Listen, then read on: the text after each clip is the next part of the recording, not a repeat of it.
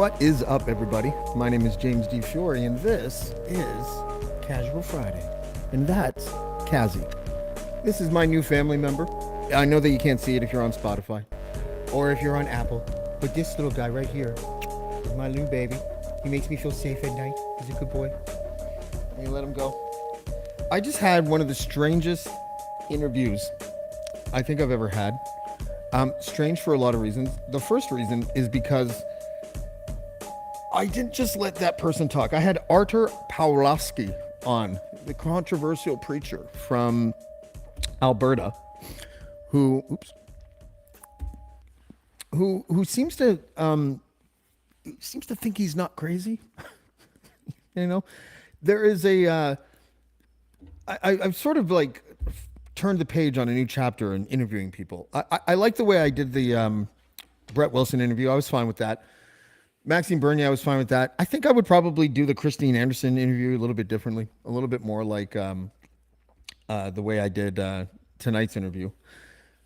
It was just strange. I don't think I've ever like talked to a person in today's day and age who used the word or a variation of the word pervert so many times when talking about the LGBT community. And I'm sorry, I am one of those people. I have not memorized all of the other letters in the gigantic acronym that now encompasses those communities. I'm not sure if I ever will. I think that just, I don't know. It doesn't seem that important to me. It just seems like I mean everybody, but, talking about it with someone who literally thinks that God is smiting them is a strange kind of experience. It's not something that I'm normally used to. Also, now that there are more viewers here, I want to play the intro again because I'm going to give a shout out to Zach Fax. Zach is one of the most brilliant hip hop cinematographers and editors. He's also a dope rapper and a good beat maker as well. And he just made me this new intro, and I just want to show it to people now that there's more people kind of in the stream. So this is my new thing for Casual Friday.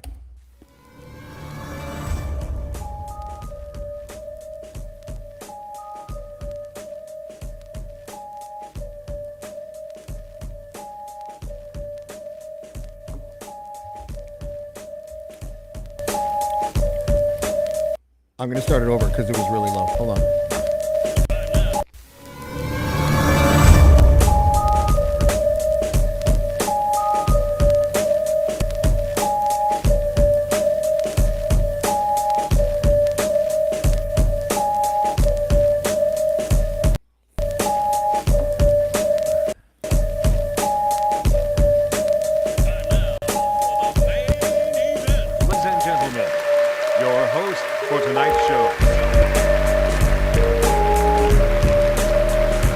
So that's the new intro.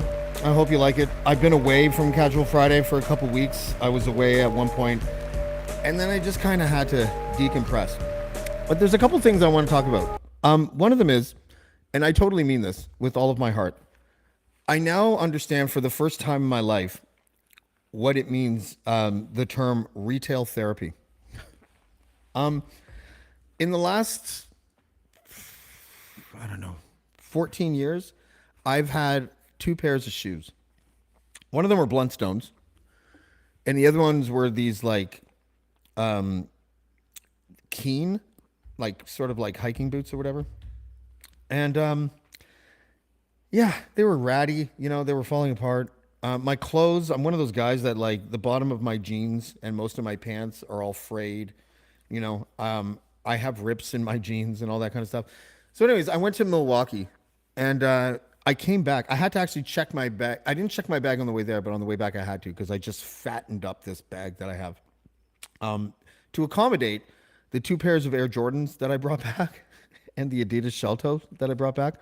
And then I went to Toronto and I was like, I got to get more shoes. So I got a pair of Doc Martens, but the old school ones, the Brogues, because I needed something to wear with dress pants, and I don't like dress shoes. I don't like typical dress shoes. And I bought some shirts and pants and hats and all this. I'm still wearing my old one, but I bought a few. Retail therapy. I never imagined myself being a person who thought that retail therapy was a thing. Oh, it's a thing. I even got a watch. That's how I roll now. Retail therapy. So now whenever I feel down, I think I'm just going to go buy a pair of shoes. I think I've turned into that guy, the shoe buying guy, when he's like not feeling like, that life is great. So I don't know if any of you experience retail therapy, and if you have your own stories about what retail therapy is really like, but it is very much a real thing, and that is again something that's completely foreign to me.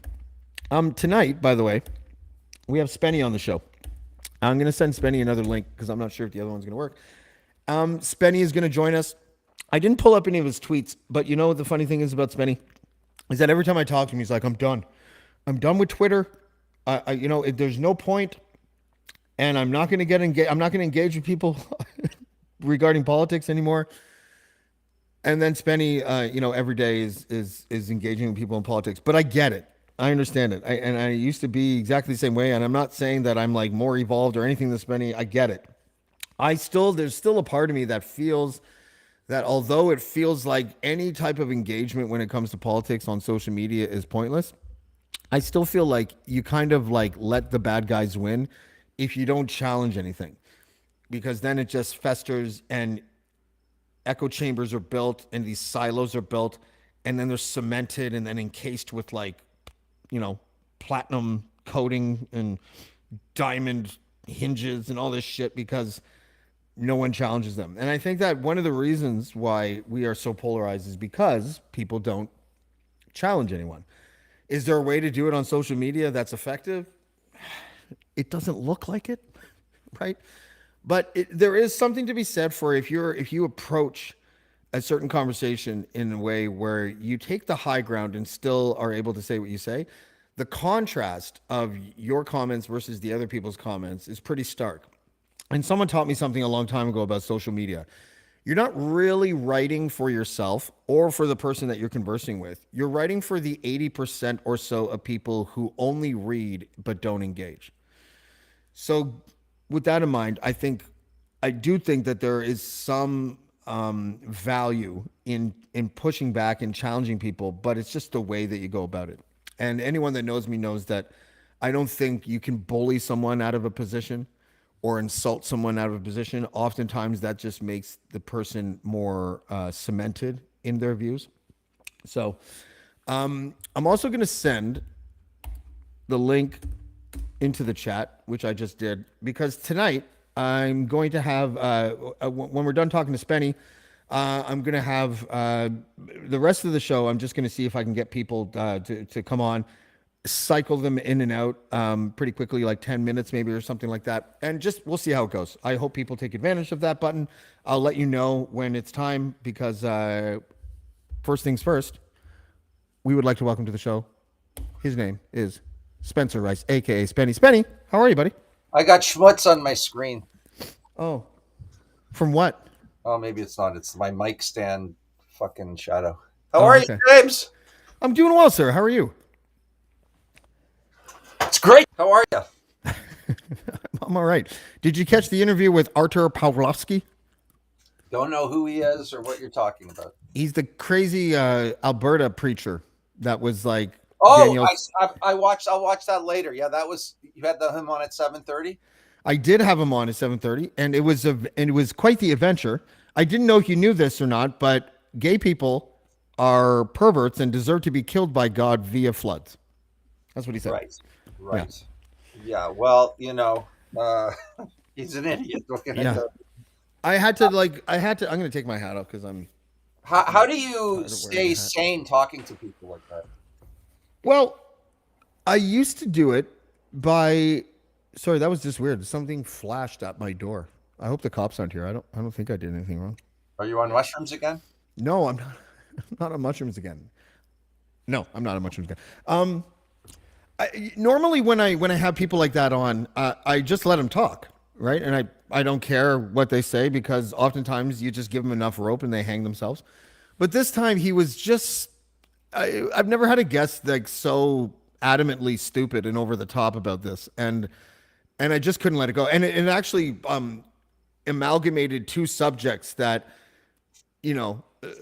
I don't ever get triggered. I don't think. Maybe we all do at some time, but like religion and being hateful towards certain demographics like gay people or black people or something like that. And he amalgamated his hatred for gay people with his belief in an omnipotent being. And I was just like, okay, well, fuck this, you know.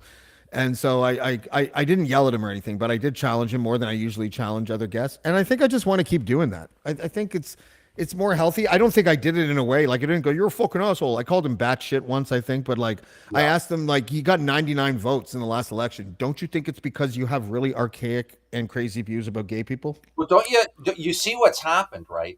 I don't know if you've noticed this, but it kind of started as a trans thing with these right Mm, wingers, yeah, and now it's amassed into LGBTQ, which covers all of that, and it's awful. And what I'm most upset about is that these nuts, these fucking archaic douchebags, are basically forcing people like me to fight.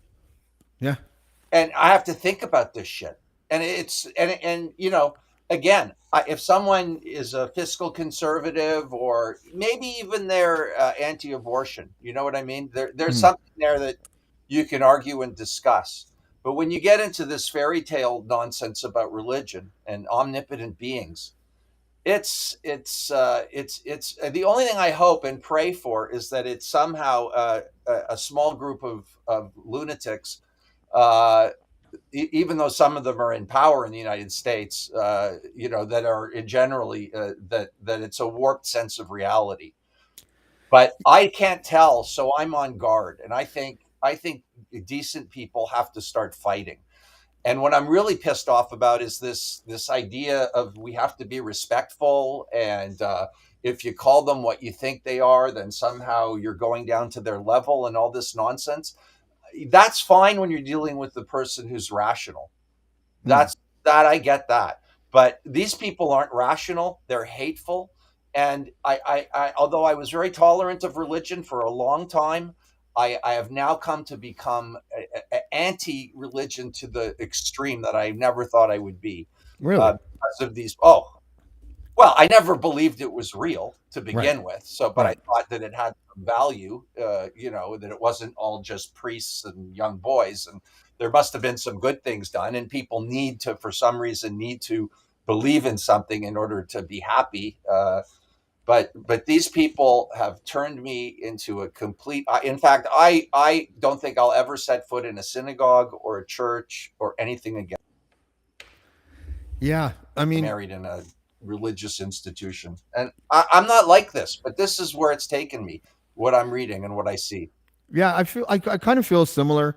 Um, you know, with the again, I'm redundant when I say this because people that watch the show know that I've said this a billion times. But the idea of having some sort of belief system to sort of cushion the blow of grieving when a loved one dies, I like that.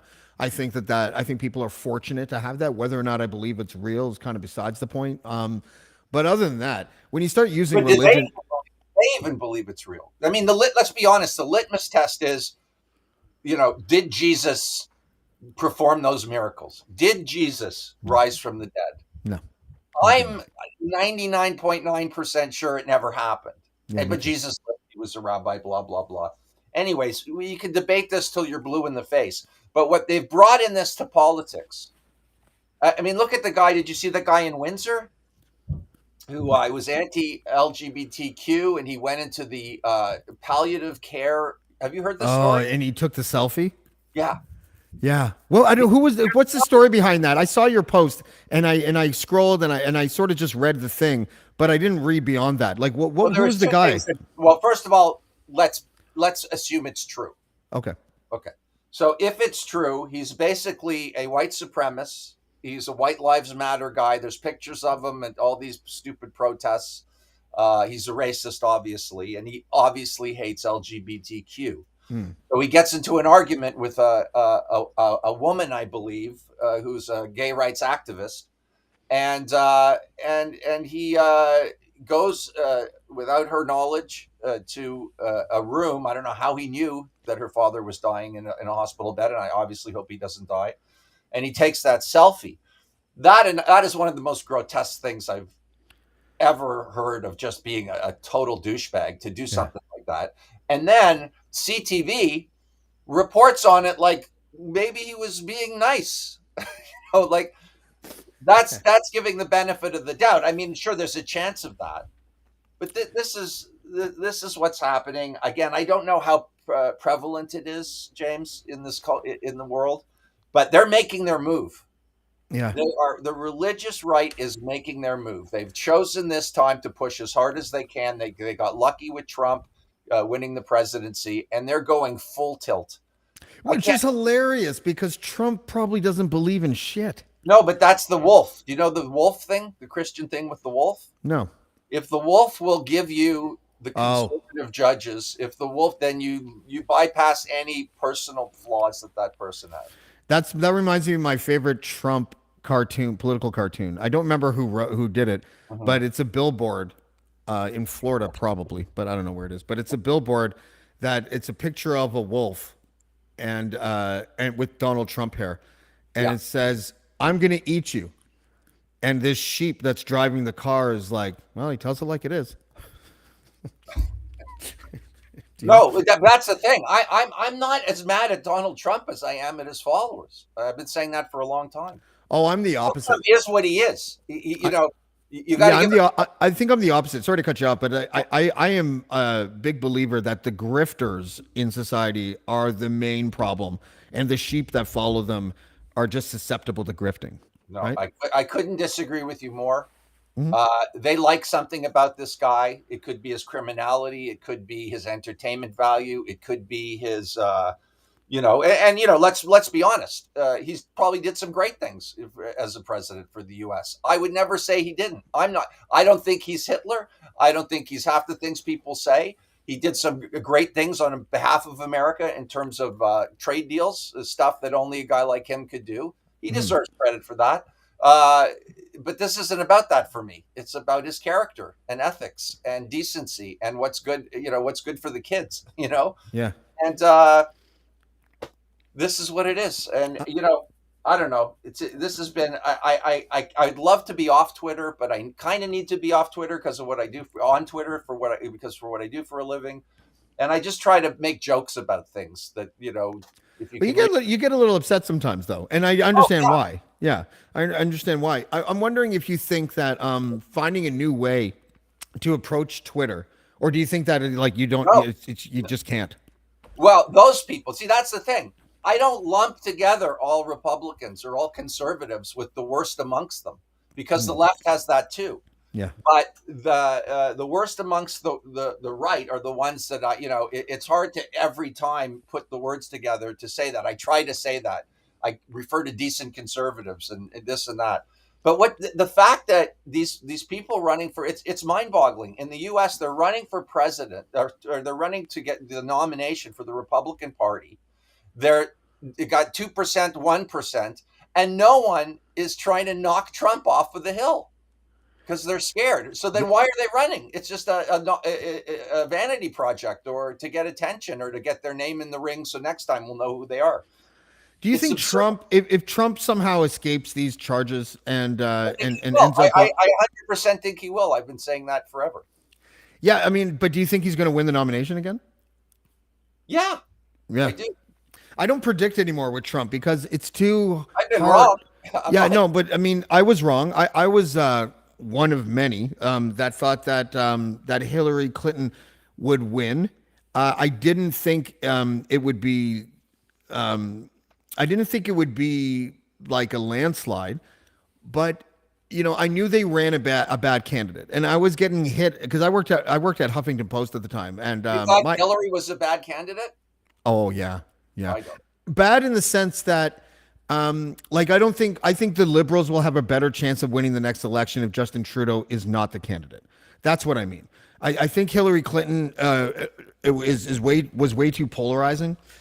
For better or worse, whether or not you think it's fair, I think a lot of Democrats didn't like her. And when they found out, when Democrats found out that Bernie Sanders was basically fucked out of the nomination, I think a lot of Democrats were like, I'm staying home, and I think voter turnout killed Hillary, right?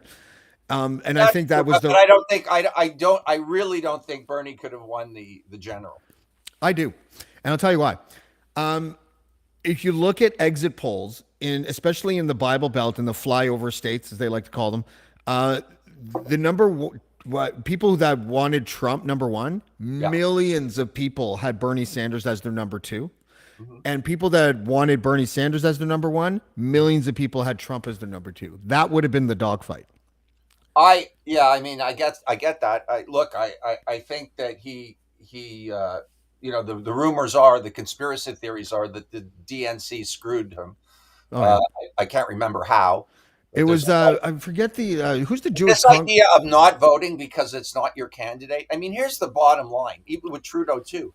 Like, you're only given a choice in Canada basically of 3-4 people, right? Right. In the States, it's down to 2. It's not like I control, who's going to run. You just don't. So you're stuck with what you're stuck with. And it just comes down to philosophical, political thinking. Yeah. Are you left or are you right?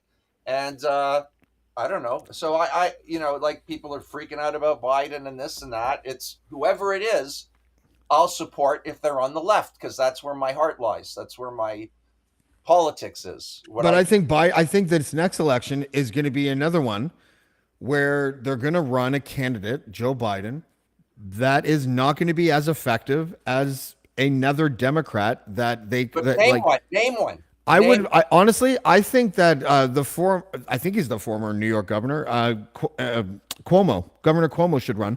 I don't care about his sex scandal. He didn't assault anyone, as far as I recall. I think he was he had a mistress in the office, like the John Tory type situation. I could be wrong about that. Someone fact check me if you want. But if it wasn't something like assault, that's the kind of guy that could run against Trump and match his bravado, but he's smarter.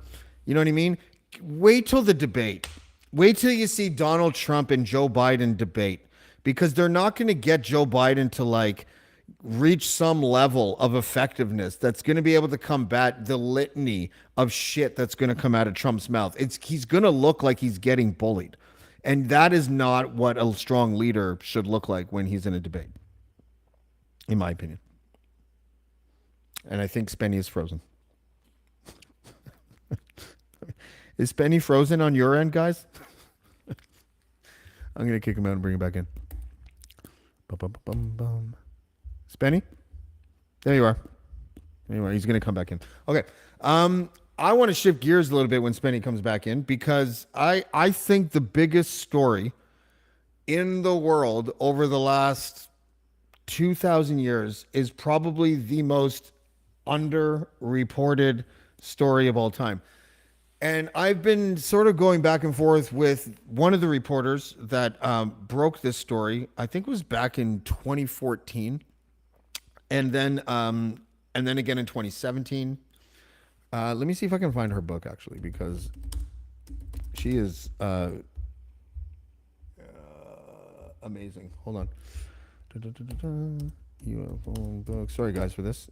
Spenny's absence has sort of made it seem like I need to do this, but I'm interested in Spenny's opinion on it, because it has to be one of the craziest stories that nobody is ever talking about. And it is this. Her name, by the way, is Leslie Kean, and she's the author of this book. Where is it? UFOs, Generals, Pilots, and Government Officials Go on the Record. This is from 2010, this book. If you have been following the news in any way, shape, or form, you know that the Pentagon has admitted, and it was during the pandemic, that unmanned aerial phenomenon, UAPs, as they call them. I don't know how much you caught of that, Spenny, but it just came back. Okay. So Leslie Kean is the author of this book, UFOs, Generals, Pilots, and Government Officials Go on the Record. That's from 2010.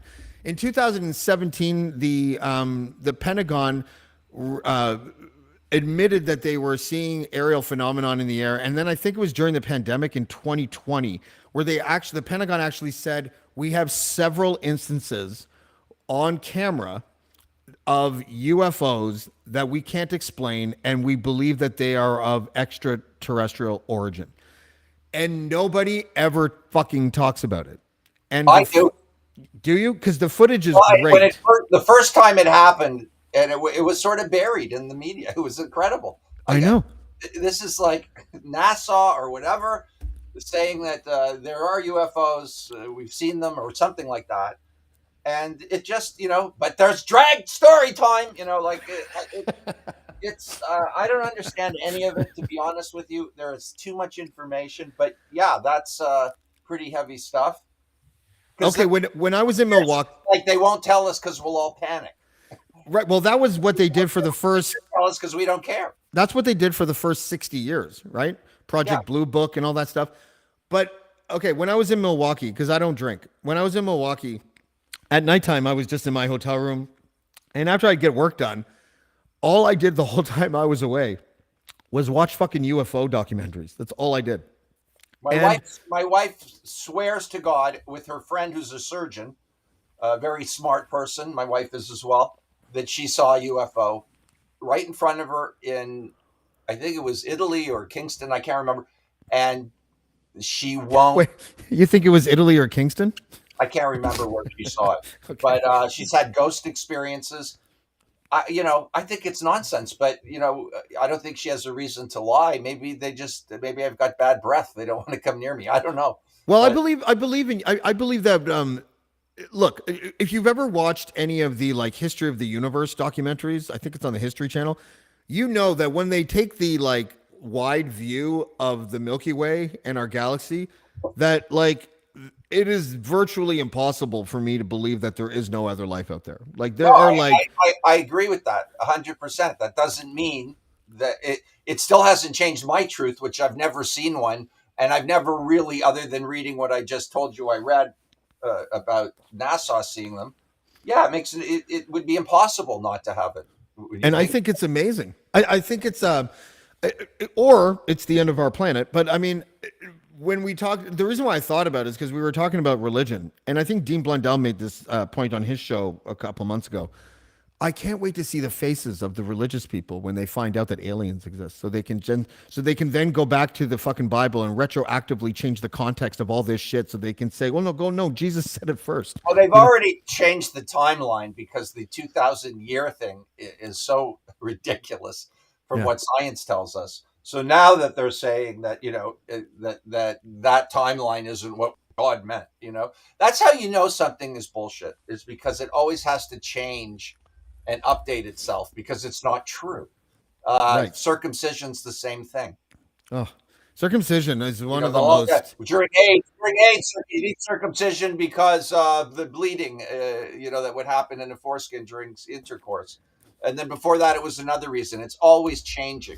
But no one, very few people, especially Jews, want to say, it's kind of mutilation, really. It's totally religious mutilation on top of it. I just want to take a quick aside here. Congratulations on your years at the old job, Jamesy. I saw your tweet about the move. Go kill it, my man. Don't forget the plebes back home. I don't know who the plebes are back home. But today, Spenny, after 6 years of being an assistant librarian, I have left my job at the library. And it was strangely kind of sad for me. Like first of all, I'm 46. I have never held a job for 6 years. This is the longest I've ever held a job for. Beating my old record of 1 year. Yeah. Never had a job more than a year. Killing it. Yeah. And it was interesting. I didn't know how important libraries were until I worked at one. And then realized that when you have a library inside a rural community, it is like a cultural and educational hub. Like 95% of our patrons were either children, students, special needs people, or the elderly. And there were so many moments at the library. Like there was this one lady who came in. Her name was Pat. Her name is Pat. And over the years, she started to slip further and further into dementia.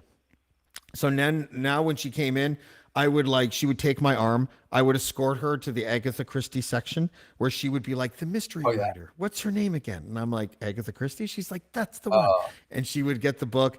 And sometimes she would return books that weren't even ours. You know, my cat is now attacking wow. my. I saw the cat. Very cute, by the way. Yeah. Kazi.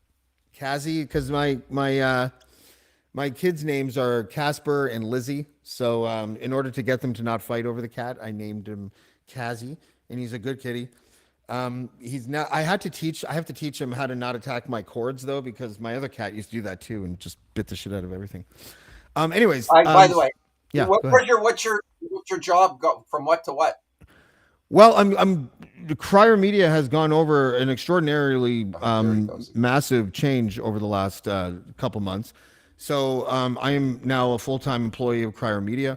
I also have a couple things on the side that I'm working on as well. I have some freelance stuff, but economically, and the time that I now need to do my other things, it just makes more sense for me to not have that job. So that's why I left it. So I love libraries. I grew up very close to the Toronto Library, the 3-story one. yeah. And I used to love to go into the microfiche and look at old newspapers. I Oh was a yeah. nerd, right?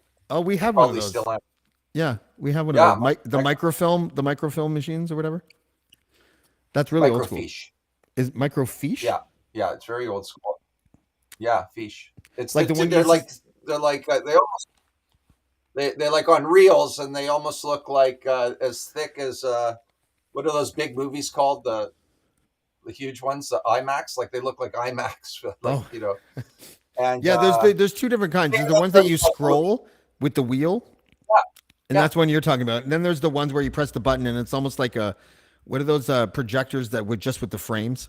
Now that's what yeah, most of them are now. But yeah, no, it's crazy. The library is super important. It's just like when who was it when Ford did those cuts right at the beginning of his administration. He doesn't. I don't think he understands how much it hurt.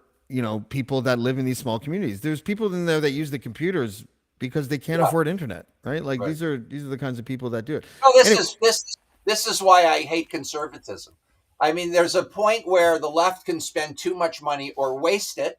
mhm. I hate the waste. I think everybody would hate the waste. Participation, for example, would be a prime example of wasted government money, in my opinion. That's But the anyways, fucking funniest example. yeah, It's no, not. It's not like misappropriating educational funds. It's participation. right? No, that's it. Yeah. Any fraud, of course, is terrible. But Oh, he froze again, Kenny. Wow, I called you Kenny. Spenny, frozen again. Kicking him out. Then he'll come back in. I don't know how we got. Oh yeah, I changed the subject from UFOs to libraries. I'm going to change it back to UFOs again because I think that there's like so much more to talk about. There was a Las Vegas UFO sighting the other day, like 2 days ago, where a UFO crashed into someone's yard. Hey, am Spenny, I? Whose fault is this? this is yours. No, can't be. Well, my internet says full, and usually when I have problems on my internet end, my shit will fuck up. But it could be Well, restreamed. to me, you freeze, and I'm here. I'm fine, and my lines are fine. I don't know. Whatever. I don't know. Sorry. Whatever. I don't know. Yeah, I apologize. No, don't worry. It's a probably a restream thing. I want to get back to the UFO stuff though, because I think it's like, did you see the thing in Vegas the other day? No. So a UFO crashes, and there's a body cam footage from a cop that's like 5 blocks away. This UFO crashes into somebody's yard, Yeah. and then they take video of what appears to be a fucking alien.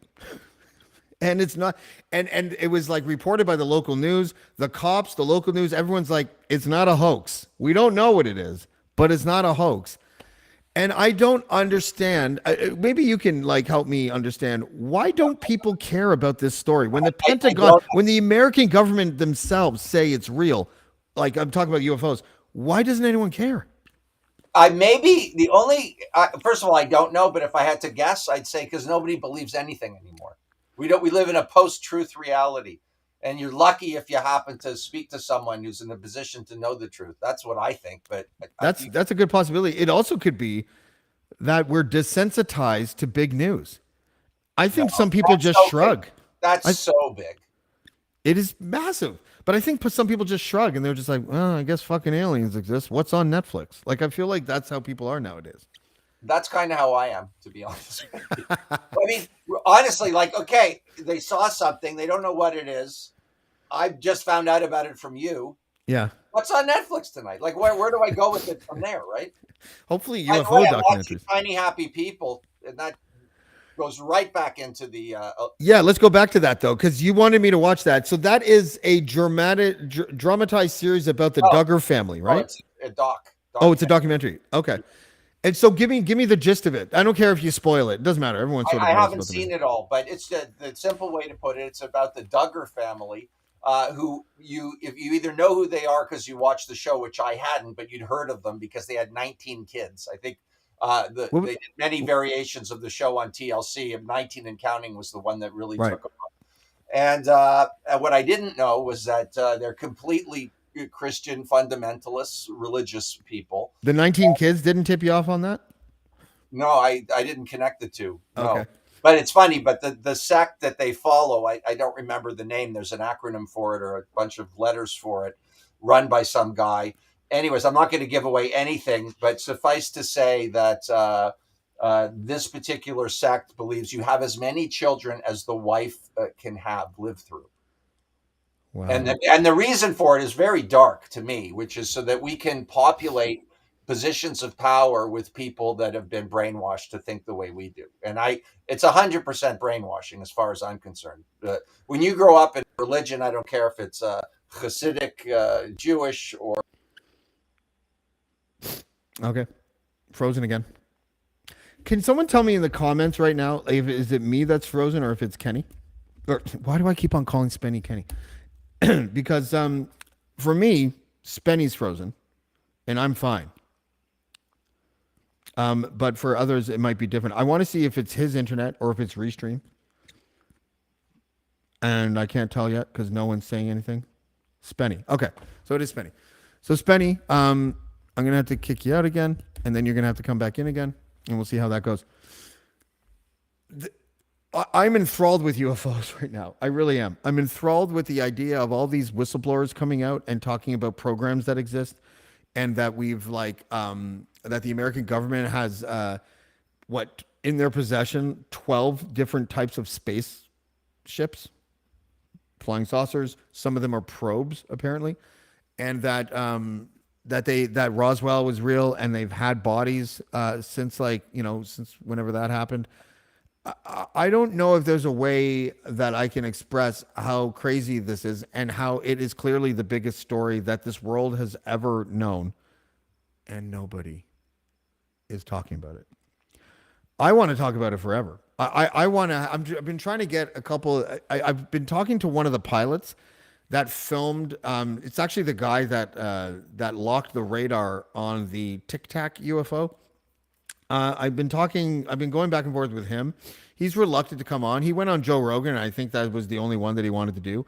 But I've been talking to him a little bit, just sort of off the record and background stuff. And the shit that he says is fucking crazy. And I can't tell you what it is because I told him I wouldn't. But I want to talk to all these people. I find it to be, I find it really interesting, not only to look at the documentaries that deal with, like I've been talking to Jeremy Corbell over the last year. He's like the busiest man in the world right now, but we talk on a semi-regular basis about the work that he's been doing. He's the one that introduced the world to Bob Lazar. And when I spoke with him, I was just like, listen, do you believe everything that you're told? And he's like, no. But he also has like footage of the war in Iraq and UFO. They just released this, I think, in the last few months. Footage of security cameras inside like Fallujah and places like that that show little UFOs in the conflict zone of Iraq. Spenny, I don't know if you saw that or if you heard any of that. It is definitely on your end because the audience are saying that it's you that's freezing, not me. oh, Do you have any windows open? no. No. I mean on your computer. Spenny looked around his house. I mean on your computer. Do you have any tabs open? maybe one. It's just my email, which I got. That's the worst one to have open Okay, well, because it automatically updates when you get a new email, or even if you don't, it searches for it. So that could be doing it. Um, but yeah, the I was just talking about how the military just released footage in the last little while of UFOs in the conflict zone in Iraq. They have like there's so much out there, and I was talking to Jeremy Corbell. Jeremy Corbell, I think he said, is the guy I that like did, Corbel. yeah, Corbell. Corbel's funny. Yeah, I did that to somebody a few weeks ago. I had James Connell on, but I kept on calling him James Cannell. Canal. But Jeremy Corbell, I've been talking to him, and he's a rationalist, and he's looking at all this stuff that he has, and he's just like, he's like, James, I get tertiary sources. He's probably the most famous UFO guy right now. He's on Joe Rogan all the time, and when he talks to me, I'm like, do you believe it when you receive it? He's like, I have to get like 2 or 3 sources to confirm what I'm looking at before I'll even release it because it's that fucking crazy.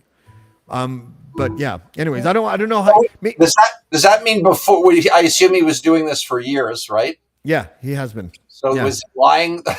Was he like lying and conning people for most of his career, and then finally, oh my god! I don't really know what he was doing before the UFO stuff, to be honest with you.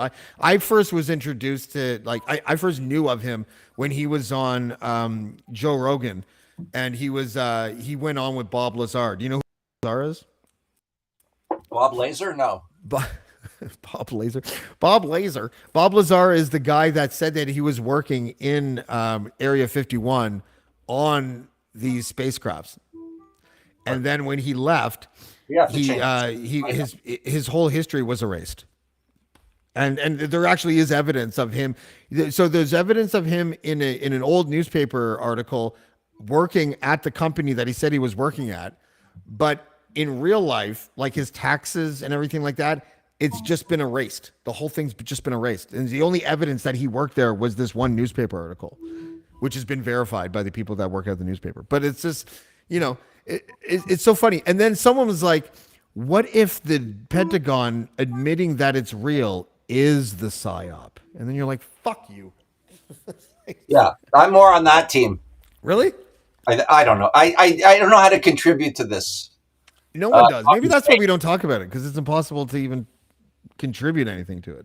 Well, but it doesn't mean I don't think it's true. I don't believe. It's hard because, like I said, my wife swears on the stack of whatever she finds holy that this is what happened.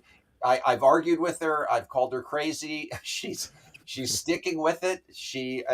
I have to respect that. So until I see an alien, or I don't know, the president of the United States or the prime minister of Canada come on and do a major, talk to the nation to talk about the aliens, to me, it's just fodder. I don't know. Well, Justin Trudeau and Joe Biden, both in the last. You remember when those Chinese spy balloons they were talking about? Well, both of them kind of did a disservice to the public, because when that happened, they knew that they were balloons. I had Seymour Hersh on, who not only confirmed that it was a balloon, but told me where it came from, which was which was the University of Alaska weather lab or whatever. And then Trudeau goes on the TV and is like, well, it's quite a mystery, and we can't quite figure out what it is. Like, he was sort of teasing us, making it seem like it could have been aliens or whatever. And then Seymour Hersh is like, it's a fucking balloon, right? Like, and they knew that at the time. So I think they're teasing us. I think, like, dude, I fucking hate everyone right now that leads a country. I really do. I hate all of them. I don't hate Trudeau at all. I don't understand why people call him Hitler. I don't get it. Well, I'm not in that camp. I get he's got some scandals. Like, who doesn't? The blackface is such a nothing burger to me. I couldn't care less about that. I did all kinds of stupid things that I wish I never did when I was younger. I'm sure you did too, James. Yeah, like 2 months ago. I ate all the Adderall. There you go. So I don't know, but that's okay. Like, you get into politics, that's a rough game, man. Like, that's what it is. But my side has to fight harder, I think. The people that believe in tolerance and that homosexuality is totally fine, and people can be themselves. I think we have to fight harder. I think we have to fight harder. And I love it when Trudeau fight. Like occasionally you see a videotape of him and he's fucking pissed off and he's self-righteous. I love that guy. You even did the head thing that he does. He I does don't. this weird head thing when he gets all like animated and stuff. Yeah, it's I'll weird. I don't know, but that's it. I don't, I get the people. I just, hate him for like this thing with Biden now. He's a criminal. He's a criminal mastermind. And I think any honest person will say if they have evidence that he's committed a crime, regardless of what fucking side of the political spectrum he's on or who he is or what his job is, fucking indict him and let's get going. I don't have any loyalty that way, but these Yeah. Trump people are melting down because of the indictments, and more are coming. Did you see the pictures of the boxes of classified documents in like the bathroom that had a chandelier? Yeah, I know, of course. Oh my I'm God. surprised the toilet wasn't gold. It's like he's wiping his mouth, the ketchup off of his mouth with nuclear secrets. Like that's how crazy this is. Like and they're I don't know, like and then what really drives me crazy, and it drives a lot of people crazy, is the argument that the false comparison that the Biden situation is the same as the Trump situation. oh It just isn't. It no. just isn't. It isn't in the quality of the documents, but most importantly, I'm sick of saying it. It's so obvious. But this is the world we live in. But that's why I said earlier about like these are low information ideologues, right? So they don't know how to argue anything because they don't know anything. And Right. to fight those people harder is a losing proposition because Okay, I yeah. agree. I totally agree with what you're saying. What I'm talking about is fighting harder to get people to vote. That's what I mean. Well, I have a one that may fuck up that thing too. We are both probably in agreement that at least in recent history, the higher the voter turnout, the better it is for non-conservative politicians. That's But right. Alberta kind of flipped that a little bit. I think the convoy in Canada, I think that whole convoy crowd and the whole pandemic, divisions that were created in Alberta, anyways, It's it yeah. created a weird phenomenon that I've never seen before, where hardcore conservatives they got out the vote. I can explain it to you. It's Go very ahead. simple. Sure. It's because it's the gas and oil. And the left wants to end that. The question is, how do they end it, and how long is it going to take? Incrementalism versus, and that's it. That's the answer. But So, it still created this situation where like the voter turnout was higher than in the past, and it vote and it benefited conservatives. yeah, I've never no, seen that in my because lifetime. what I'm trying to say is, I agree with you. That's the anomaly of Alberta because they have Oh, a real oil industry there. right. So you You don't know, think that if there's like a higher voter turnout in the next federal election, that that's going to be good for Poilievre? No, I don't think so, but I don't know anymore. I like that's what I'm saying. We got to fight harder because I get that guys like you and me probably spend. Well, you're different. I know. I'll speak for myself. Spend too much time on this stuff, right? Because Yeah. it's my hobby. It's like music and politics and comedy are my three main hobbies, Yeah. and uh, so I want to be able to explain the nuance of why I think that a Polyev prime ministership would be terrible for people Mhm. because it would cut funding to things that people need. I believe that. I think he's as much as said it. And I'm a liberal. There you have it. But I don't know. When I first met Dean, I had this typically naive notions that I have that how can we get people to understand what disinformation is, to fight against these right wing lunatics, and of course, he got me on the phone with Brittlestar, who was a lovely guy, I and love Brittle Star. He's the greatest. yeah, Yeah. the fact is that there's not much you can do except like I love the Rock the Vote.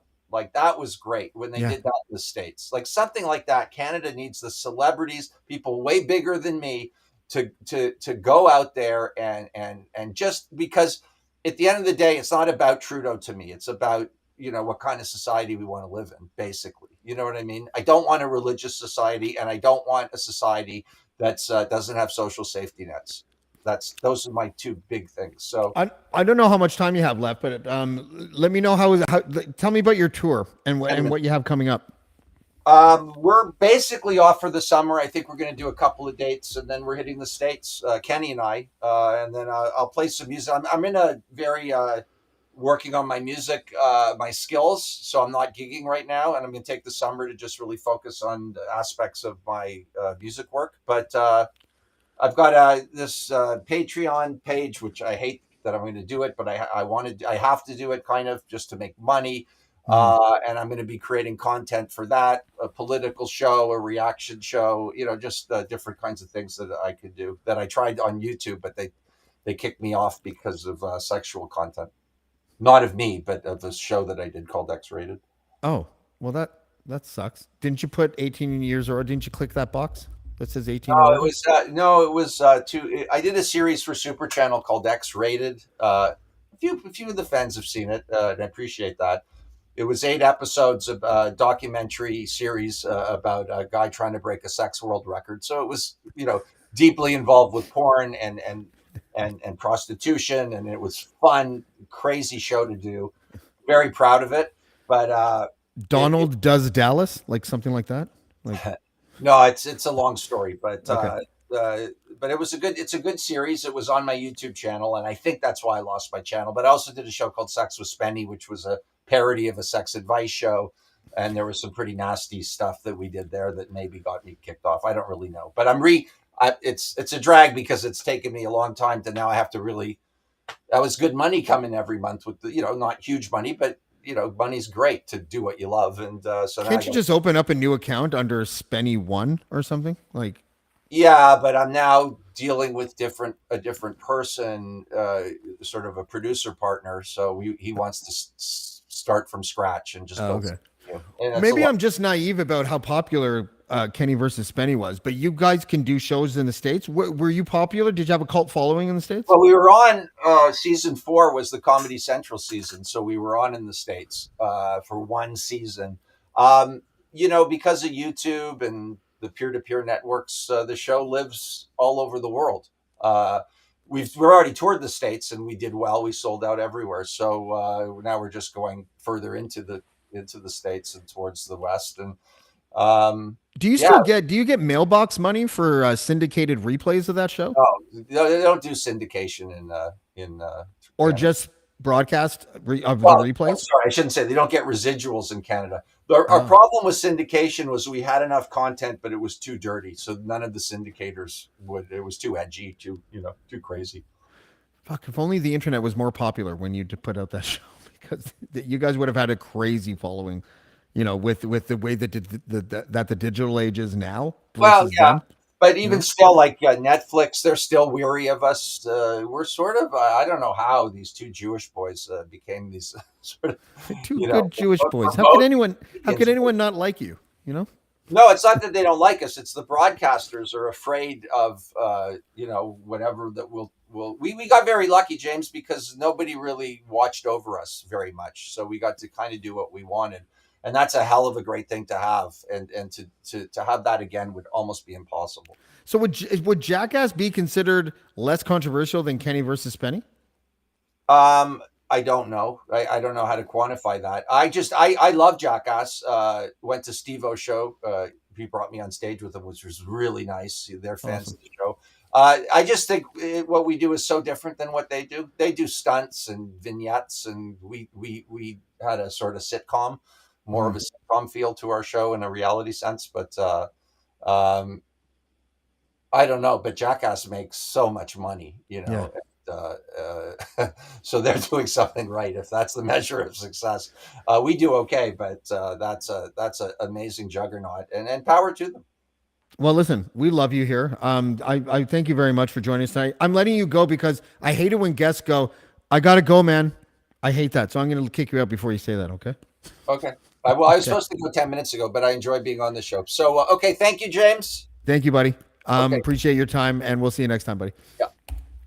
That was Spenny, ladies and gentlemen. Spenny is one of my favorite guests. He might be my favorite guest because he always brings it when he comes. He's always very honest. I'm putting the link into the chat And now it's up to you, motherfuckers, to see if you want to come and talk to me. Dan, I know that you were gonna do that, so why don't you come on? Listen, if your video doesn't work, I'm just gonna put your audio on. But click that link, Dan. I'm looking at you because I know Dan wants to talk about the oral debate that happened on CP24 last night. Holy fuck, was that ever a shit show? Maybe the worst political debate I have ever seen in my life. I didn't even line up any clips because it was like 7 people, and for like a good half an hour, it was just at least 3, 4, or 5 people just talking over each other. Olivia, like Josh Matlow, I won't vote. I don't live in Toronto, but like if I did, I would not vote for him just because of the way that he handled himself in that debate. If any of you watched it, a few things probably came to your mind. First, it was embarrassing. It was super embarrassing. Second, there doesn't seem to be a candidate that really sticks out for me in a way that's like, yes, this is the candidate that I want. I know that they say Olivia Chow is like leading in the polls. That has to be just because of name recognition. I don't find her to be all that impressive as a candidate. No one's clicking that link yet, so I'm just going to ramble about that. The idea that there was no self-awareness on that panel of anyone. Like if I was on that panel, I know you call it a panel, but if I was on that stage and all these people are talking, the next time that John Moore would have like thrown it to me, I would have looked around at the rest of my candidates and been like, this is embarrassing. I am embarrassed to be on this debate stage with all of you who don't seem to understand that talking over each other is making the audience want to vomit on their television or cell phones, because it was and you know, maybe that's something to be said for the, I don't know if it's a consortium that handles this or if it was just CP24 independently, but the idea that CP24 had 2 moderators that couldn't control that from top to bottom, it was a disaster. And I don't know who y'all I don't know why I said that. I don't know who everyone is voting for in this election, but Rob Davis wasn't on that stage, and I had him on the show before. Rob Davis is a former counselor, North York counselor, I believe, and then also a Toronto counselor, if I'm not mistaken. He wasn't on that stage. He's a very sensible person. He's a moderate conservative black man. Like that's kind of what you want to on that stage. And the idea that you know, that all these people that are yelling at each other is all we have to pick from. I think I tweeted something that's like, with all of the shouting and interruptions, it's almost like Chris Sky is actually on that stage, but he wasn't. He was on some other stage. But now we are going to be joined by, I think, longtime viewer Dan T. How you are? Dan T. How are you, buddy? Good. How are you, man? I'm good. What's your last name? Last name's Trace, just like ashtrays. Okay, Dan Trey. That would be a great rapper name, just to let you know. In case you but it's not too good for growing up as a kid because my name is Daniel, so I used to get called Danielle ashtrays. So. Oh, yeah. Well, such is life. Kids. Fuck those kids. They die. Okay, so you wanted to talk about the Toronto. Were you at the debate live? No, I wasn't at the debate. So full disclosure, I'm actually assistant for Toronto City Councillor Paul Ainsley there. So I'm very into all the ongoings of Toronto City Council and, you know, everything surrounding it there. So you're Paul Ainsley's assistant? Yeah, one of them. Okay, yeah. Okay, that's pretty cool. Are you even allowed to say who you're supporting, if anyone? So I'm the guy at City Council that doesn't wear a suit and tie and says it like it is, right? And I personally would tell you if I did, but to be honest with you, I haven't decided yet. I actually watch all the debates. I heard some of your comments earlier, right? And it's just you know, shit show to shit show to shit. Sorry, I don't know if I should be swearing on yours. Oh, fuck, it's too late now. Go ahead. Goddamn fuck.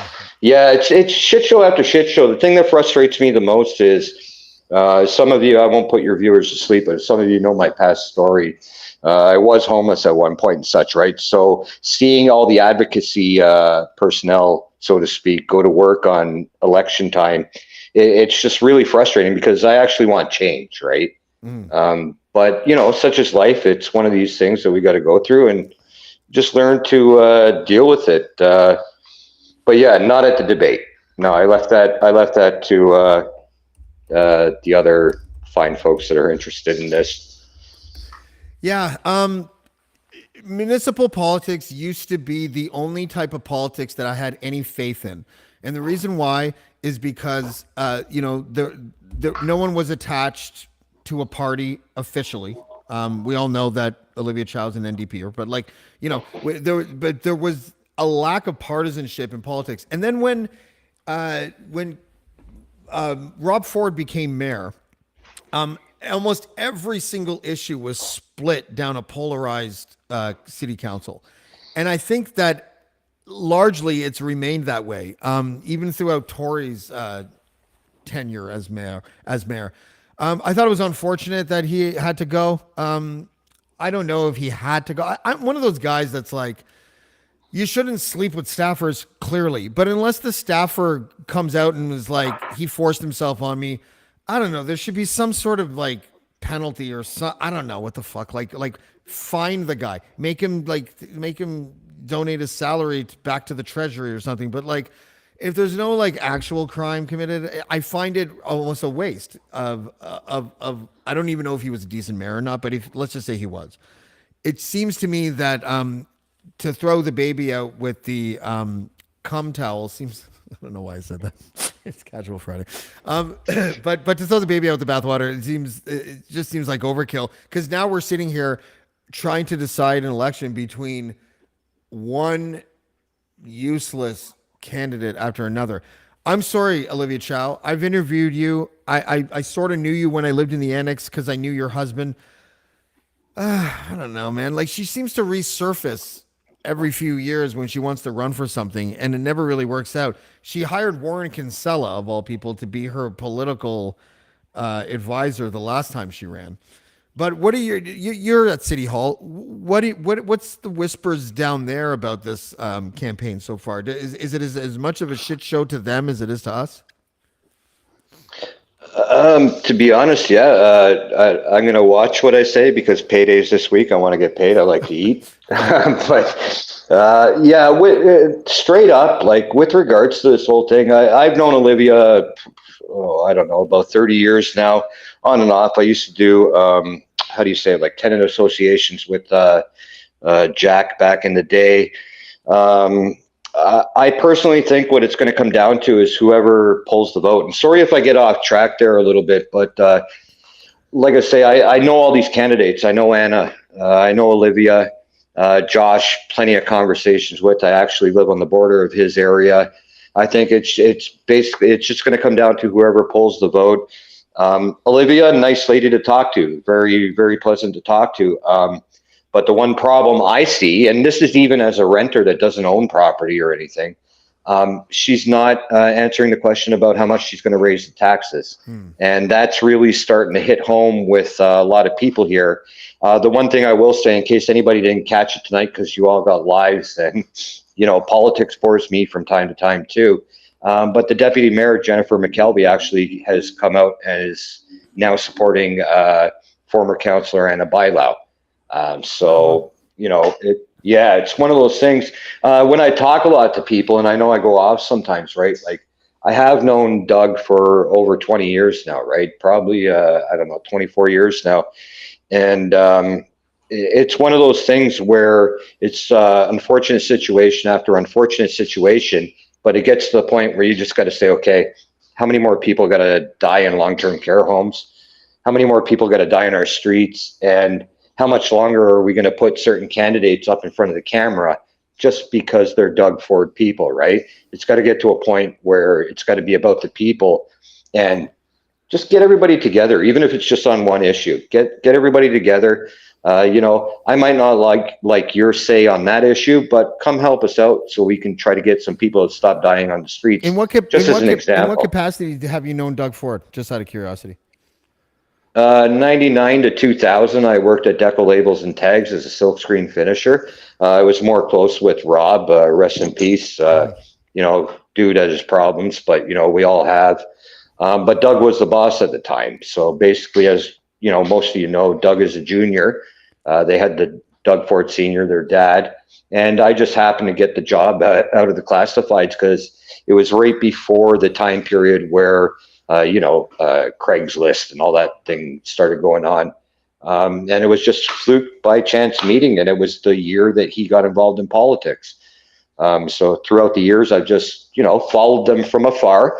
I haven't worked in any of their offices, but I'm just working at City Council now part time, just to give back. Right? It's about actually helping people. There is staff that want to help, and that's why I do what I do. Well, listen, I see you all the time in the comments. I appreciate your views. I don't know if you, I was kind of trolling the mayoral debate yesterday. I kept on being like, where do you stand on the chicken choir on the TTC? Because okay, listen, I went to Milwaukee. I flew back into Toronto so I could visit my best friend, Kelly. And then when I was visiting her, I took the subway down to, whatever. I took the subway. And when I got on the subway, I heard this horrible, horrible sound. And it was the TTC has this branding, and it's like, I just describe it as a chicken choir. And it's like, la, la, la, la, or something like that. And then the TTC guy will go, if you see anything suspicious, please alert TTC authority. And I walk by this group of people and I'm like, I'd like to report shitty branding. And like, everyone started to laugh because this will drive, I've been making really off-color jokes like this TTC branding is going to exponentially increase the amount of suicides on the TTC because it's just that bad. But anyways, I appreciate your comments. I don't know what your situation was, but rather than get into it now, I think I'm going to review your thread because I know it was something pretty crazy. But thank you for coming tonight. I got to psycho you out because I'm going to bring Paul in, but I appreciate your time, buddy. Have a good one. Thanks for having me, and everyone have a good weekend, man. Thanks, Dan. Let's bring in Mr. Paul Atkinson. Paul, look at you. Look at your face. How you doing, brother? What happened? Where's the car wash? It's gone. Well, it boils down to the whole purpose of the beard was to raise money. How much did you raise, buddy? I'm not sure the final total. It was well above what my goal was. My goal was to raise $1,000, and we went way beyond that. Oh, nice. So nice. I don't know what the final number is. I'm gonna reach out to the because I didn't do this in like collaboration with Cornerstone. It was just like, let's raise some money for Cornerstone. Mm-hmm. So I'm gonna reach out to Cornerstone in the next couple of days and go, listen. So I kind of did this thing. What did we do? Just go there with a pile of money and just get a bag with a $sign on it. That's what I would do. And then just hand it to someone over there and just. Gene Simmons actually trademarked that. Fuck off. No, I'm serious. He owns it. He owns the $sign bag. I can't do it. My goal was to raise 1,000. I think we went way beyond that. Yeah. Like way beyond that, like 2,000 or way beyond that, like 5,000? 2,000 easily. Okay. Nice. Well, shit. Easily. That's great. And it's for a good cause. What is the charity again? And it helps women in distress or something, right? Cornerstone Housing for Women, which is a local charity here in Centertown, Ottawa. So, yeah. Did you catch my new intro, Paul? No, I missed it. Sorry, bro. Wait, can I play it for you? But Bridget's right there. Yeah, I don't give a fuck if anyone's seen it like 3 times now, but I'm very proud of it. This is Zach Fax. Zach Fax is this... he's a very hip-hop centric cinematographer and editor. He's done a whole bunch of music videos for like Lloyd Banks and other people. Like, he's a really good guy. He's also a good rapper and a good producer. So he made the beat for this and he did the graphics for this and everything. So I'm going to play it for you. And if you haven't seen it at home, please pay attention to the screen below Paul and James. Or beside Paul and James. Actually. Hold on. I'm going to turn it up. I'm going to start it over because I want to turn it up. Bam. Nice. Wait. Jamesy. Why is it doing that? Hold on. Everyone stop. Everyone don't make any noise. It won't let me rewind. Is that because it's there? And I have to do it like that? Know. Yes. See, I just learned something new. Okay. Now that it's louder, once again, Paul, pretend you're just seeing it for the first time. Okay? Okay, done.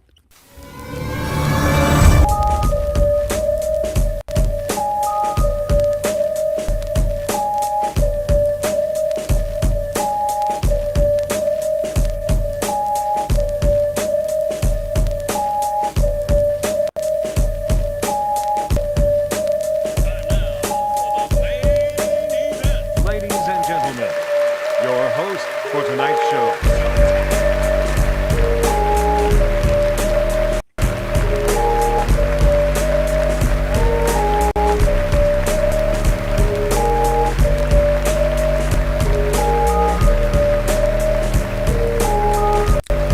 I love it. I think you did a great job. Oh, That's Bridget. hi, Bridget. You want to say hi to Bridget? So, if you're listening on Sebastian Gaston, Speaking to this one. if you're listening, like put on Sebastian Gaston. It's in my blood. It's not a music show. Okay, I know, but sorry. I don't know. I don't know these things. That's my girlfriend, Bridget. If you guys ever She's, have kids, and I know you're probably not going to, they're going to have really nice voices because she's got a really nice voice. She does have a nice voice, and she's pretty good. She's a pretty damn good singer too. Oh, really? What did she just ask Oh, there? yeah, Is yeah. she high? Because I didn't understand any of that. No, not high. Not high. Not high. Did she just take a request like I'm like a DJ? Like, what do I play? Ish. Yeah. I'm just tired. Oh, She's really Can tired. she hear me right Yeah, now? it was kind of like a request. That was a can she hear me right now? Oh no. Oh, okay. No, Okay, good. Did she say that was offensive? I'm not sure. Did I do something wrong?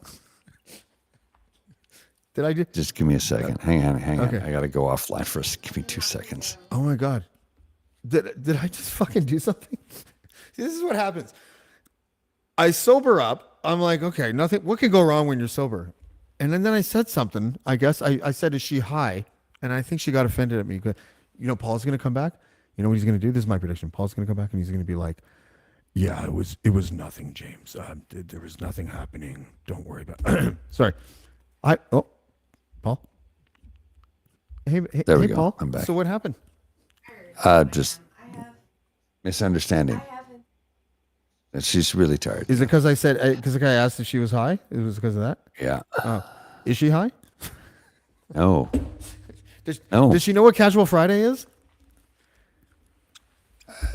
Ish. Okay, well, listen. I think she's very nice. I don't know her, but she seems very nice. I'm allowed to say anything I want on my show, and you can't take it personally. Yeah. And that's the deal. That's the deal with Casual Friday. That's cool. Bridget, are you high? No. Just joking. Look at Paul's face. Paul's like, this is the face Paul makes when he's like, I'm trying not to get into trouble here, and you're not making it easy for me, James. I'm sorry. I'm really sorry. Do you need to go? Do Exactly. you want to go? I gotta go. Really? Yeah, I do. Okay. See you later. Yeah. Yeah. I mean, fuck. I don't know what the fuck to say about that. Ryan, this includes you. If someone wants to step in here, I need somebody to come in. I need somebody to come in to talk about what just happened. Because, I mean, I have a show called Casual Friday. It's on Crier Media. And it used to be that I used to just kick people off for fun. People got mad at me for that. This time, Paul's girlfriend just walked into the show, which is totally fine. I don't care. And then requested that I play a song because I guess she thought it was like a music show. And my response was, "Are you high?" And she got upset with me. I honestly can't win. I don't know who I was saying it to. But the idea, one time I remember, I think I explained it like this to somebody. I feel like the guy sometimes where if I walk into a room and I'm like, "Hey, everybody," there's going to be like 2 out of 10 people that heard "fuck you" instead of what I really said, which is, "Hey, everybody." And I think that's just what, I think that just happened. And I think we all saw it. Didn't we all see it? Oh, life was easier when we didn't know that UFOs existed. Seriously. Now that we know that UFOs exist, we're all kind of a little on edge. I would like to apologize to... No, I'm not going to apologize. I would like to apologize No, I can't apologize. What would I like to say? Bridget, if you're listening, it wasn't personal. Paul, if you're listening, you might got to do a better job of convincing Bridget that she shouldn't take it personally. James, yes, it's okay.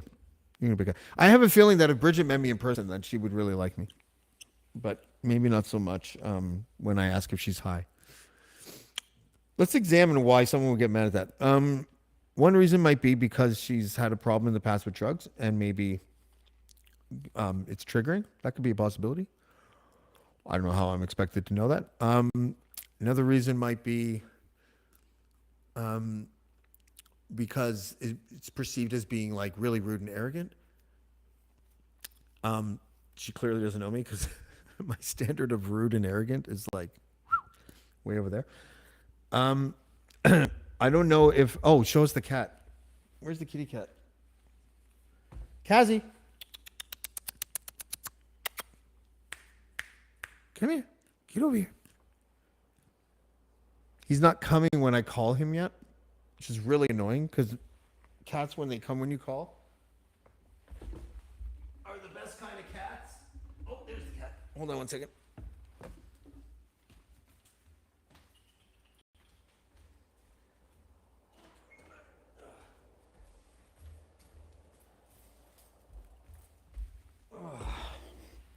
All right.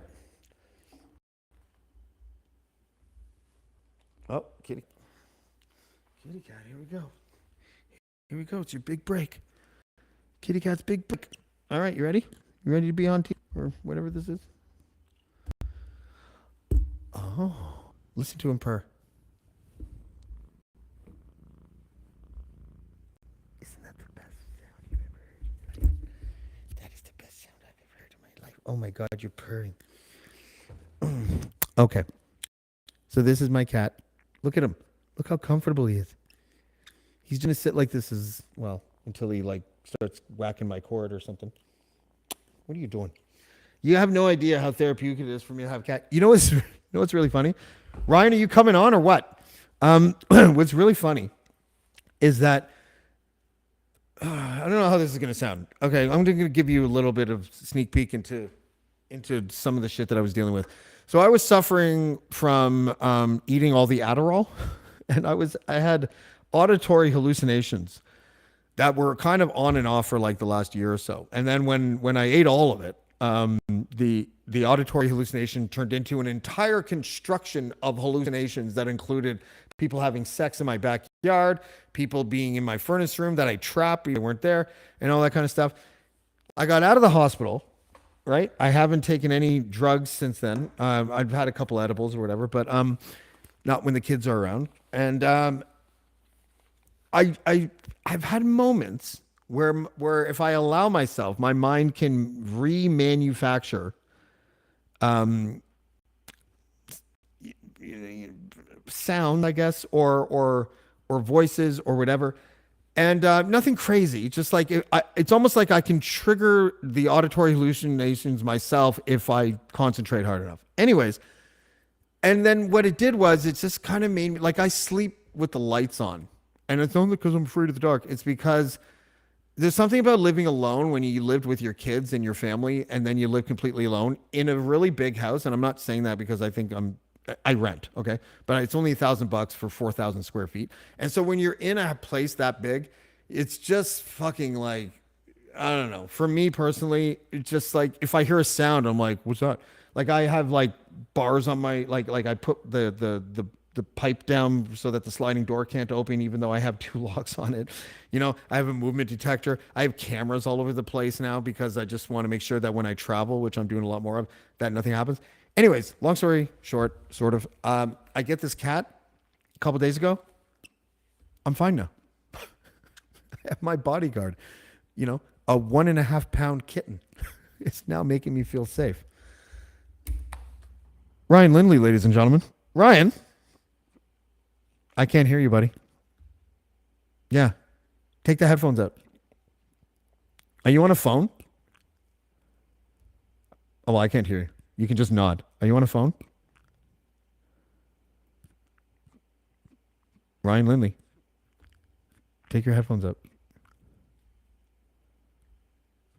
Ryan Lindley doesn't. maybe Crier Media has a setting. No Ryan Lindleys. That could be it. Oh, Ashley's there. I look at Ashley. It's the funniest thing because Ashley made a comment and it's just eyeballs, and I'm laughing because I know Ashley Lindley, and I know that I can see her face kind of making those eyeballs. She makes those eyeballs in emoji form, and it's very easy to imagine Ashley's actual face making those eyeballs. Ryan Lindley attempted to join us, former Crier Media personality, and he couldn't because he did what other people sometimes do and tried to show up with a phone, and it didn't work. And now he's probably scrambling to go to the basement to sit down and put on his computer and then get that fucking thing out with that Jordan Peterson sample. Do all these things. And I'm going to pack it in soon. So if Ryan doesn't come back, here, I'm going to put the link there again. Here's the link in case anyone wants to click it. Otherwise, I'm out at 10:30 because I had to talk to Artur Pawlowski today, who said that gay people were perversions and that God used a flood in 2012 to kill people because gay people exist. It was a bizarre interview. I don't think I'm going to have him back either. I think that's it for me with Artur Pawlowski. I think I'm done. So what are we supposed to do, man? Click the fucking link and let me talk to you for 5 minutes. Is that if you're talking to me? If you're not talking to me, don't worry about it. Yeah, no one's coming. I'm gonna wrap this then, unless someone literally comes up in the next 10 seconds because I feel like it. It was a good return. I enjoyed talking to Spenny. Thank you, Spenny, for joining us. Thank you, Dan, for joining us. I don't hear any bing, so as soon as I get my outro up, I think I'm going to go. Who do I have next week? Nobody yet. I have not booked anybody for next week yet. But I am going to be traveling once again. And, I have Alka Pradam next week. So Alka Pradam is the human rights lawyer. She represents Gitmo detainees. I am going to have her on to talk about the lawsuits that are currently in U.S. courts pertaining to victims of drone strikes by the U.S. government.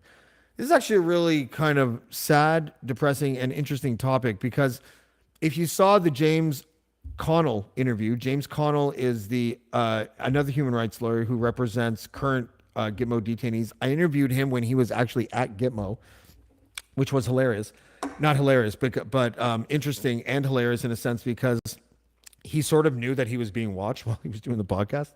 He's like, I just assumed that everywhere I go, I'm being watched. But the United States have built a sort of firewall around the Gitmo situation where they can't get sued by any detainees because there is no law where they live. It's like having a jail in outer space. There's nothing that governs Gitmo as far as the international courts go, or at least as far as America is concerned.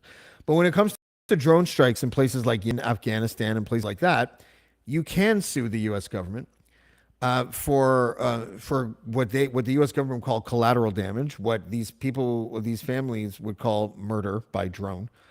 So Alka Pradam is going to come on and she's going to talk to us about some of the cases that she's dealing with right now that deal with lawsuits against the American government for basically killing and murdering civilians via drone strikes.